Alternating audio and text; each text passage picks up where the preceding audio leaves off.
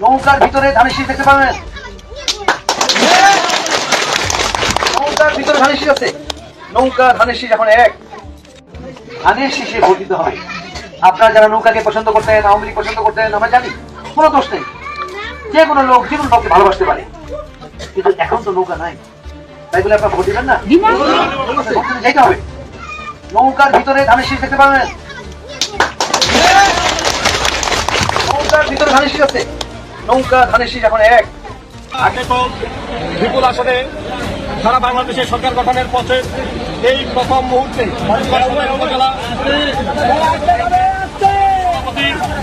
জাগলাট ইউনিয়নের সাবেক আপনারা চুপ থাকেন কিন্তু চেয়ারম্যান জননেতা জনাব আবু দাউদ প্রধান, তিনি প্রথমেই যে কাজটি করেছেন বাংলাদেশ আওয়ামী লীগের প্রতি তথা আওয়ামী লীগের তৃণমূল পর্যায়ের নেতা কর্মীদের প্রাণের যে সংগঠন আমাদের জাগলাট ইউনিয়ন আওয়ামী লীগকে তিনি আজকে তালামুক্ত অবমুক্ত করেছেন। সেই পাকিস্তান বানাতে চেয়েছিল, যারা বাংলাদেশের স্বাধীনতার পক্ষের প্রতিটি দলকে নিশ্চিহ্ন করার চিন্তা ভাবনা করে বাড়িতে অফিসে হামলা করে বন্ধ করে রেখেছিল, সেই অফিস আজকে প্রথমেই তিনি জাগলাট ইউনিয়ন আওয়ামী লীগ অফিস অবমুক্ত করলেন।